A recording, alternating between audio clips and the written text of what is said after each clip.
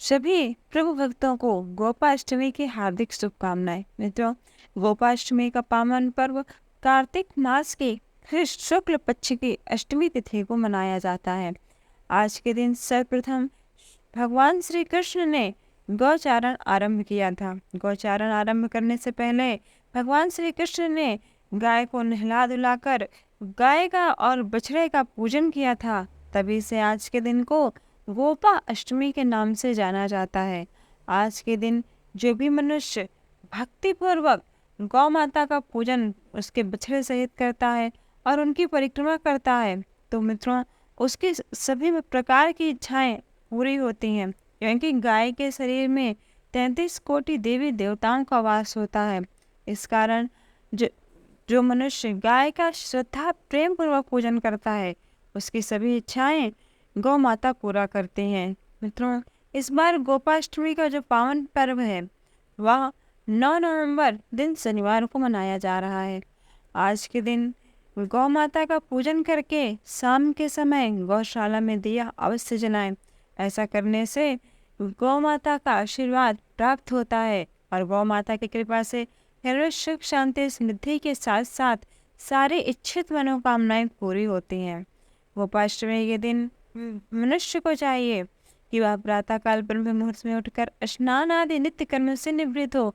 सर्वप्रथम भगवान श्री कृष्ण का पूजन करें, फिर आप गौ माता को स्नान कराएं। गौ माता को स्नान कराने के बाद आपके घर में जो गाय के बच्चा हो, बछड़ा हो, बछिया हो, उन्हें भी स्नान कराएं।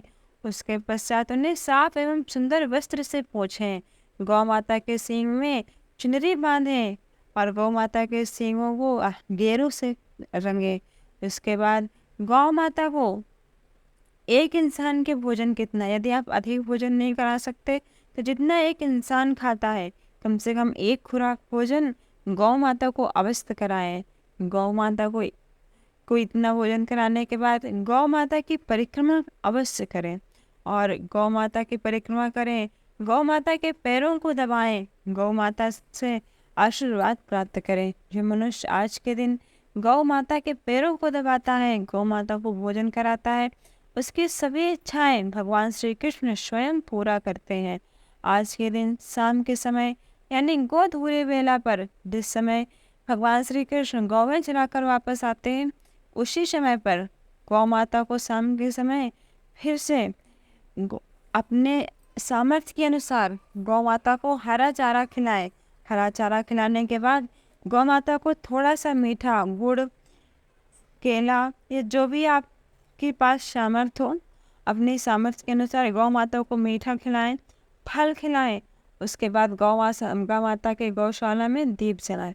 यदि आपके घर में गाय नहीं है तो आप किसी भी गौशाला में जाकर आज के दिन गौ माता का पूजन अवश्य करें। जो भी मनुष्य आज के दिन गौ माता का पूजन करता है उसे संपूर्ण वर्ष भर के पूजन गौ पूजन का फल प्राप्त होता है। वैसे तो मित्रों हमारे शास्त्र ये कहते हैं कि हमें प्रतिदिन गाय का पूजन करना चाहिए। गाय को जो लोग मारते हैं वो नरक के अधिकारी होते हैं, इसलिए गाय को तो कभी भूलकर भी नहीं मारना चाहिए और आज के दिन गाय का पूजन विशेष रूप से फलदायी होता है। उसके ऊपर भगवान श्री हरि विष्णु और भगवान श्री कृष्ण की कृपा से उसकी वंश की वृद्धि होती है। तो आइए कथा को श्रवण करते हैं। जब भगवान श्री कृष्ण ने 5 वर्ष की अवस्था प्राप्त कर ली, भगवान श्री कृष्ण का जब 6ठा वर्ष लगा तब भगवान श्री कृष्ण अपनी माँ से बोले कि माँ अब हम बड़े हो गए और अब हम बछड़ा नहीं, अब तो हम गाय चराएंगे।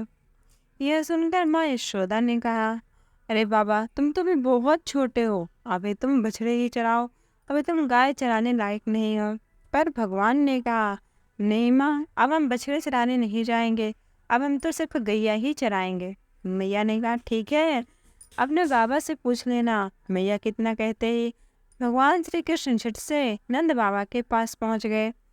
अब तो नंद बाबा भी कहने लगे, कह रहे लाला तुम तो भी बहुत छोटे हो, नेक बड़े हो जाओ फिर चरा लियो गैया। भगवान ने कहा, नहीं बाबा, हम तो अभी ही बछड़ा चराएंगे। जब भगवान नहीं माने तब तो बाबा बोल ही दिए कि ठीक है लाला, तुम जाओ पंडित जी को बुला लाओ, पंडित जी को बता दियो कि गौचारण का मुहूर्त देख ले। बाबा की बात सुनकर भगवान झट से पंडित जी के पास पहुंच गए और बोलने लगे, अरे पंडित जी, आपको हमारे बाबा ने बुलाया है, गौचारण का मुहूर्त देखना है। और हाँ, आज का ही आप मुहूर्त बताइयो। अगर आप आज का ही मुहूर्त बताइयोगे तो हम आपको बहुत सारा मक्खन देंगे। यह सुनकर पंडित जी भगवान श्री कृष्ण की यह प्यारी प्यारी बातों को मना न कर पाए और उन्होंने अपना सर हाँ में हिला दिया। अब पंडित जी जब नंद बाबा के पास पहुंचे और नंद बाबा ने बोला कि हमारे कृष्ण के लिए गौचारण का आप कोई सुंदर सा मुहूर्त बता दें। अब तो पंडित जी मुहूर्त देख रहे और बार बार गणना कर रहे हैं और अपने मन में विचार कर रहे हैं कि अब श्री कृष्ण ने इतनी मधुर बात में बोला है। श्री कृष्ण भगवान के अंदर ऐसी मोहिनी है कि कोई भी पंडित विद्वान उनकी बात को मना नहीं कर सकते। अतः भगवान श्री कृष्ण का मन रखने के लिए पंडित जी ने कहा कि नंद बाबा, आज का ही मुहूर्त निकला है और आज का मुहूर्त इतना अच्छा है, ऐसा मुहूर्त तो पूरे वर्ष में बस एक बार ही आता है। अब पंडित जी की बात सुनकर नंद बाबा भी मना न कर पाए और उन्हें ना चाहते हुए भी भगवान श्री कृष्ण को गौचारण की स्वीकृति देनी पड़े। तब से आज का दिन गोपाष्टमी के नाम से कहलाया। आज के दिन गौ माता का पूजन करने से, उनको भोजन कराने से, उनकी परिक्रमा करने से मनुष्य को गौदान के बराबर पुण्य फल की प्राप्ति होती है।